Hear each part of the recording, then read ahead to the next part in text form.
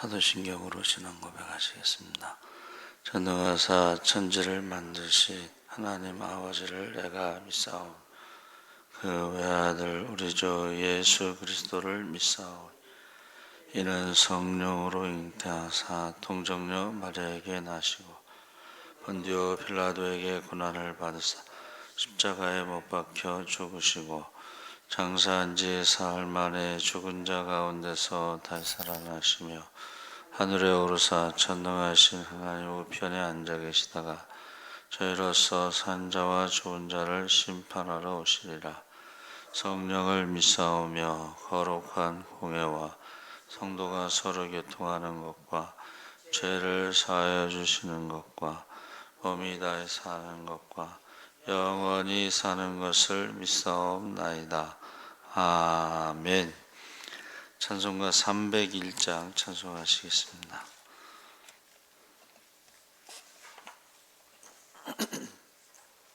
찬송가 301장 찬송하시겠습니다. 지금까지 지내온 것 주의 크신 은혜라 한이 없는 주의 사랑 어찌로 말하랴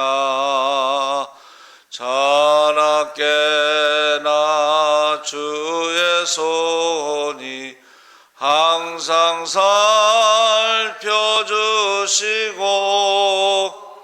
모든 일을 주 안에서 형통하게 하시네. 몸도 맘도 연약하나 새 힘받아 살았네. 물 붓듯이 부으시는 주의 은혜 족하다. 사랑 없는 거리에 나 험한 산길에 맬 때 주의 손을 굳게 잡고 찬송하며 가리라. 주님 다시 배올 날이 날로 날로 다가와 무거운 짐 주께 맡겨 벗을 날도 멀잖네. 나를 위해 예비하신 고향 집에 돌아가 아버지의 품 안에서 영원토록 살리라. 아멘. 하나님 말씀은 잠언 23장 24절 25절 말씀을 보겠습니다. 구약성경 936쪽에 있습니다.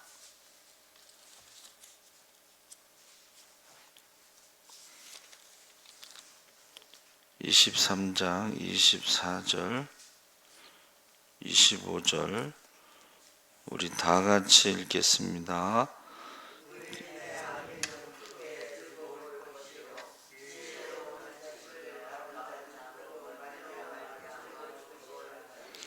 내 부모를 즐겁게 하며 너를 낳은 어미를 기쁘게 하라. 아멘. 할렐루야. 네, 좋은 아침입니다. 잘 오셨습니다. 감사합니다.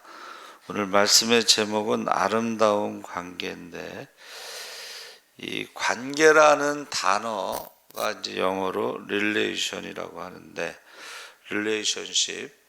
근데 거기서 relative라고 하는 친척이라는 단어가 나왔습니다.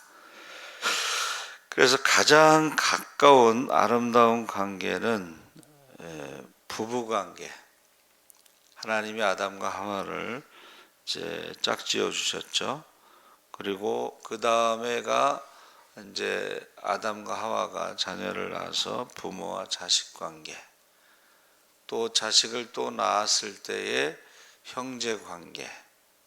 그래서 가족 관계가 가장 아름다운 관계로 말하고 있습니다.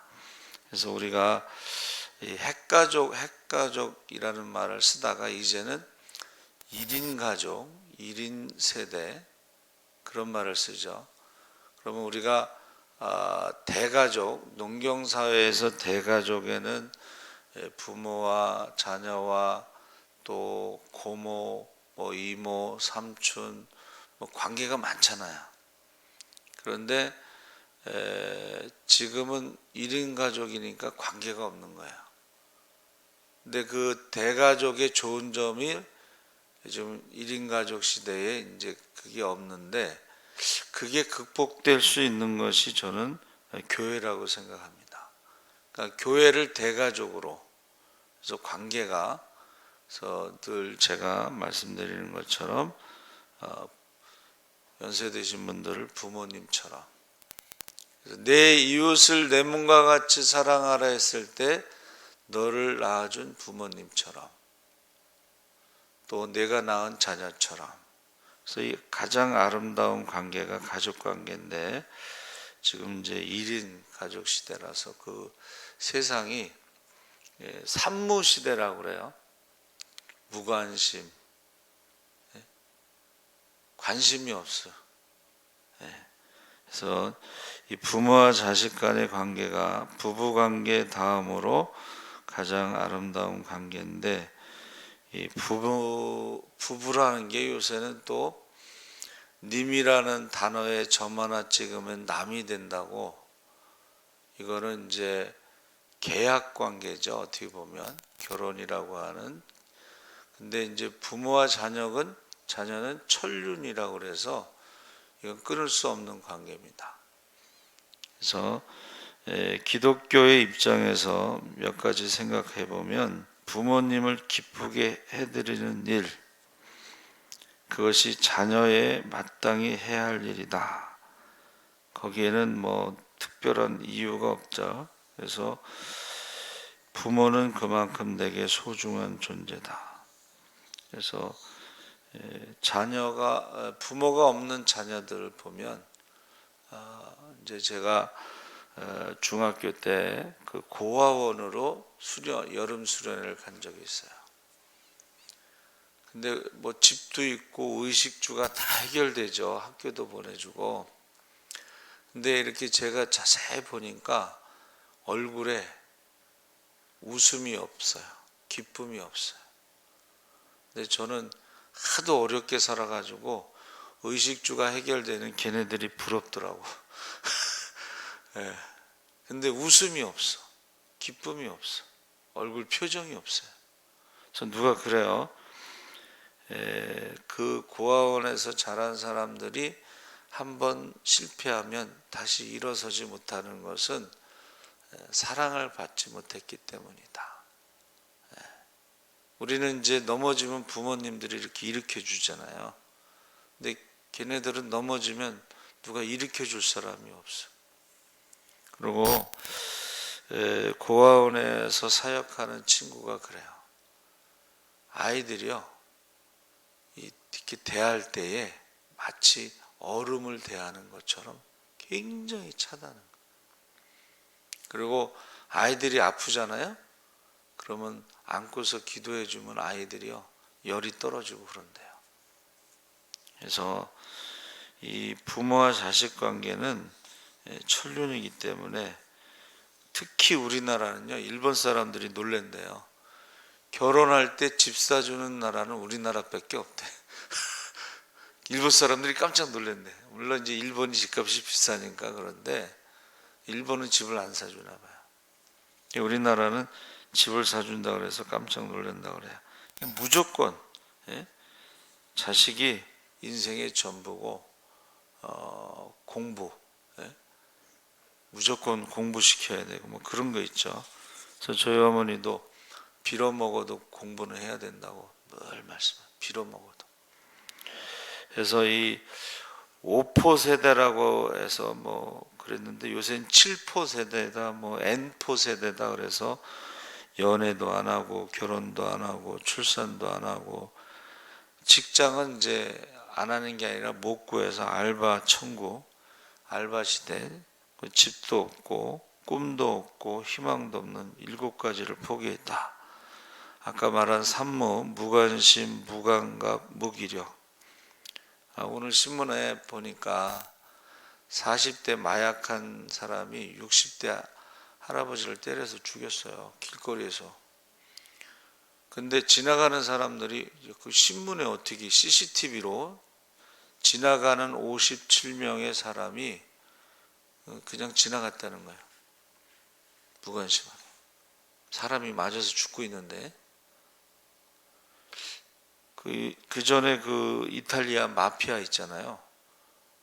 마피아가 총으로 막 식당에 있는 사람들 막 죽이는데 그 옆에서 햄버거 먹으면서 지나가는 사람이 있더라고. 무감각하고 무관심하고 무기력한데 이 가장 무서운 게 뭐냐면 인간 관계를 포기했다는 거예요. 인간관계라는 게 만나야 되고 같이 먹어야 되고 그래야 되는데 요새는 이제 돈이 없으니까 만남을 포기하고 인간관계를 포기했다. 거기에 부모도 포함되는 거예요.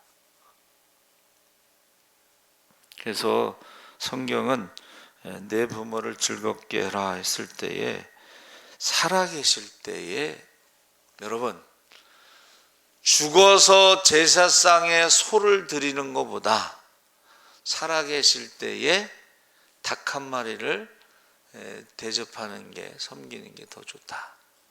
근데 안 믿는 사람들은 죽으면요 막 산소 뭐 비석 뭐 그래서 저 친구 아버님이 한의사인데 돈이 얼마나 많은지도 몰라. 갔더니 상주가 다른 사람이야. 알고 봤더니 그 친구 엄마가 2번째 부인이었나 봐. 그 어떻게 갔는데 뭐 그냥 올 수 있나? 장례식장에서 이제 우리 장지까지 갔는데 지관을 데려다가 방향 잡고 있더라고. 그리고 시간 따지고 있어. 시간. 그래서 살아계실 때 좀 잘하지. 돌아가신 다음에 방향 따지고 시간 따지고 그렇게 하지 말라는 거야. 살아계실 때. 그래서 우리는 기쁘게 하되 즐겁게 하되 살아계셨을 때에 부모님을 생전에 즐거움을 주어야 된다 하는 것입니다. 그래서 우리가 효도라는 것은 우리가 잘 아는 것처럼 늙은 어머니를 이렇게 아들이 업고 있는 거잖아요. 한문에 보면 살아계셨을 때 한 번이라도 더 만나고 한 번이라도 더 기쁨을 줘야 된다. 그래서 우리 저 김봉희 집사님 어머니가 요양원에 계실 때 저희가 주일 오후 예배 끝나고 이제 일주일에 한 번씩 하는데 그날은 비가 많이 왔어요. 근데 그날은 그 오빠하고 이제 그 집사님하고 요양원을 갔는데 비 오니까 오지 마세요 그러더라고. 그래서 제가 살아계실 때 한 번이라도 더 봐야죠. 그리고 이제 갔어요. 근데 그 오빠가 효자인가 봐. 목사님이 오시면 식사 대접한다고 안 가고 기다리고 있었어요. 그래서 가서 이제 우리가 기도하는데 돌아가셨어. 제가 이제 맥을 딱 잡거든요. 그래서 우리 권사님 돌아가셨습니다. 그랬더니 안 믿어. 그냥 기도하다가 주무시듯이 가시니까 안 믿어. 그래서 빨리 의사 데려오라고.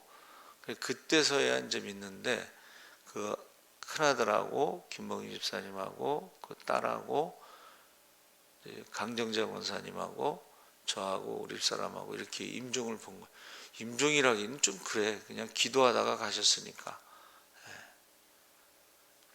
그 아들이 얼마나 효자냐면 그 전에 이제 90이 넘으셨는데 그 전에 돌아가셨어요. 80대에 순천향병원에서 돌아가셨는데 그 아들이 얼마나 크게 울었는지 그 어머니가 다시 살아나셨어. 죽었다가 살아나셔가지고 천국과 지옥을 보고 오셨어요. 그래서 그 딸에게 그 천국과 지옥 이야기를 해줬는데 그래도 믿음이 없어. 세 번째는 반드시 부모님의 영혼 구원을 이루게 해야 한다. 최고의 효도가 바로 부모님을 구원시키는 거죠. 여러분 천국과 지옥이 있다고 믿으신다면 최고의 효도는 우리 어버이날 그랬잖아요. 가장 큰 효도는 부모님이 예수 믿고 천국 가는 것이지. 그래서 지금 가족 구원에 대해서 제가 늘 가족 구원을 포기하지 마십시오. 자녀들의 구원을 포기하지 마십시오. 끝까지 기도하셔야 된다. 근데 천국과 지옥을 믿지 않으니까 가족 구원에 대해서 관심도 없고 부모님의 구원에 대해서 관심이 없고 자기만 혼자 어떻게 교회 다니고 그런 경우가 있어요. 그래서 좀 그럴 때마다 좀 답답해. 아니 엄마를 모시고 예배를 드릴 생각 안 하고 아픈 엄마는 내버려 두고 자기 혼자만 멀리 교회를 가는 사람들이 있어서 좀 답답해. 하나님 앞에 가서 심판 받겠죠. 그래서 이 천국과 지옥에 대해서 우리가 말하면 안 믿는 사람들도 뭐 비웃을 수 있고 천국이 어디냐 지옥이 어디냐. 근데 믿는다고 하는 사람들도 안 믿는 사람들이 있어요. 천국과 지옥에. 여러분 내세관이 없으면 그건 종교가 아닙니다. 그래서 유교는 내세관이 없기 때문에 종교가 아니에요. 윤리예요. 또 엄밀히 말하면 불교는 철학이에요. 불교는 극락이나 이런 거는 관심이 없어요. 그건 철학이에요. 근데 사람들이 모르고 이제 뭐 불교 신앙생활하면 극락 간다 뭐 그러는데 불교의 극락은 어떻게 가요? 부모님께 효도해야 가는 거예요. 착한 일을 해야 가는 거예요.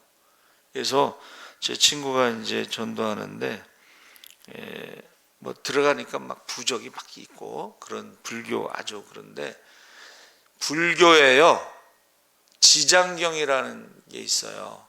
그 지장경이 뭐냐면 부모에게 불효한 자식들이 가는 지옥이 나오는 거야. 근데 그 사람이 그거를 읽고서 우리가 아무리 잘해도 부모에게 뭐 얼마나 효도하겠어요. 안 그래요? 그러니까 그 지장경을 읽고 무섭다는 거야. 그래서 그 사람이 예수 믿기로 한 거예요. 여러분 절대로 부모에게 효도해서 극락 가는 사람은 없다는 거예요. 그래서 그 지장경에 불효한 자식들이 가는 지옥에 대해서 너무 무섭게 막 나온 거예요. 마치 그 천주교에서 면죄부할 때 루터라는 영화 한번 보세요. 천주교에서 면죄부할 때 그냥 파는 게 아니에요. 쫙 지옥의 사진 그림을 보여줘. 여러분 여러분의 가족이 지금 지옥에 있다는 거예요. 그러니까 가족의 이름으로 아버지의 이름으로 헌금을 해야지 지옥에 있는 아버지가 이제 한 계단씩 올라가는 거예요. 한꺼번에 엘리베이터 타고 올라가는 게 아니고 계단을 한 계단씩. 그러면 헌금을 얼마나 많이 해야 되겠어. 천국 가는 계단이 한두 개겠어요? 헌금을 많이 해서 그게 면죄부예요. 죽은 사람을 위해서 면죄부를 사는 거야. 지옥에 있는 가족들을 위해서. 그래서 이것이 우리가요 일본에 이제 여행을 갔는데 거기 온천지대를 갔어요. 온천지대의 이름이 땡땡 지옥. 전부 지옥자가 붙어 있어. 그래서 보니까는 물 온도가 100도예요. 100도. 그건 완전히 끓는 물이야. 근데 예수 믿는 사람들을요 거꾸로 매달아서 거기다 집어넣었다 뺐다 집어넣었다 죽이는 게 아니고 집어넣었다 뺐다 집어넣었다 이렇게 고통을 준 거예요. 그 사람들은 온천에 대해서 왜 전부 지옥자를 붙였는지 모르겠어요. 지옥은 영원한 고통이에요. 그런데 우리가 부모님을 위해서 가장 큰 효도를 하지 않으면 성경에 나와 있잖아요. 너희가 천국에서 지옥에 있는 가족들을 볼 때에 얼마나 힘들겠냐, 고통스럽겠냐. 그래서 그 장학일 목사님 사모님이 천국과 지옥을 보는데 지옥에 자기 교회 권사가 있어서 얼마나 놀랐는지 모른다. 살려달라고 하는데 어떻게 지옥에서 건지려고 해도 너무 늦었다고, 천사들이 너무 늦었다고. 그래서 깨어나서 목사님한테 목회 똑바로 하라고. 자기 교회 권사님이 지옥에 있는 걸 보고 왔으니까 깨어나서 첫 마디가 목회 똑바로 하라고. 네 번째는 부모님이 가장 좋은 관계를 이루어야 된다. 이제 천륜이지만 관계가 좋을 수도 있고 나쁠 수도 있어요. 그렇죠? 그래서 미국 같은 데는 이제 관계가 안 좋다가도 성탄절이나 추수감사절 때는 가족이 모여서 서로 용서하고 그런 이제 풍습이 있잖아요. 그러니까 부모님과 좋은 관계를 이루어야 된다는 것입니다. 천륜이지만 제가 말씀드렸죠. 자식 사랑은 내리사랑이야. 이게 자연스러운 거야. 근데 부모님을 사랑한다는 것은 올라가야 되는데 이건 노력하지 않으면 안 돼요. 노력하지 않으면. 저는 다른 거는 잘 모르는데 김영삼 대통령이 거제도에 있는 아버지한테 매일 아침 문안 전화를 한다는 것이 너무 좋더라고. 매일 아침 아버지한테 문안 전화. 제가 여기 불광중학교 관리하시는 그 아버님한테 매일 새벽 기도 마치고 문안 전화 드렸잖아. 왜냐하면 그분이 딸만 넷이야. 그래서 아버님 제가 아들 노릇 하겠습니다 그러고 매일 아침 새벽 기도 끝나면 문안 전화를 드렸어요. 그래서 그랬는지 모르지만 나중에 그 아버님 형제들이 다 교회 가고 그 어머니는 조계종 신도의 회장인데 그 어머니 형제들도 다 교회를 가고. 할렐루야. 그래서 기도하면서 제가 아버님 제가 식사 대접할게요. 너무 좋은 거야. 왜? 아니 그 불교 신도의 회장이 그 형제들이 다 교회를 간다니까는 마치 내가 기도해서 가는 것 같처럼 너무 좋아. 그래서 아버님 제가 저 강강술래 가서 이제 고기 사드린다고. 그 윤정이 딸하고 아버님하고 어머니하고 세 분 모시고 가서 제가 고기 사드린 적이 있어요. 그래서 이 관계는 천륜이지만 노력을 해야 된다는 것을 말하는 거예요. 그래서 어떤 분이 통계를 냈어요. 첫째 통계가 뭐냐면 시어머니가 미울 경우 며느리 눈에 시어머니가 미울 경우에는 어떤 때냐 했더니 시어머니가 며느리를 빼놓고 아들과 소곤소곤 상의할 때, 또 세 며느리가 세 명인데 한 며느리만 편애하고 사랑할 때, 당신의 구세대적 사고방식만을 막무가내로 고집할 때, 용돈을 주고 보약을 해드리면 아주 당연한 것처럼 받을 때, 며느리가 시집살이 때문에 살이 빠졌는데도 아들에게만 얼굴에 살이 빠졌다고 할 때 그렇게 하면은 시어머니가 미울 경우 이렇게 쭉 나오고 있어요. 시어머니 눈에 며느리가 미울 때, 며느리가 시집 올 때 빈손으로 왔을 때 시집 올 때 아무것도 안 해왔다니까요. 늙은 시어미를 제쳐두고 자기들끼리 속닥거릴 때, 시어머니의 생일을 모르고 그냥 지나갈 때, 직장 다니는 며느리가 돈 좀 번다고 시어머니가 하는 살림을 간섭할 때, 휴가 갈 때 자기들만 갈 때, 이런 식으로 시어머니가 미울 때가 있다. 세 번째는 시어머니가 좋아지는 경우 한번 생각해 보면 직장 다니는 며느리에게 피곤하지 열심히 해라 하고 격려할 때, 그러니까 똑같은 말이라도 남들 다 하는 직장 생활 너만 하냐? 이렇게 하지 말라는 거예요. 남들 직장 생활 할 때 다 힘들어요. 남편을 시어머니와 함께 며느리와 시어머니가 함께 앉아서 남편 흉볼 때 시어머니가 좋아진대. 아들 흉볼 때, 시어머니와 장난칠 때, 시어머니가 며느리에게 집안일을 함께 상의해 줄 때, 며느리 생일날 조금이라도 용돈을 줄 때, 아이 키우느라고 수고한다고 하면서 우유값을 주실 때 시어머니가 좋아진대요. 네 번째는 며느리가 예쁘게 보이는 경우,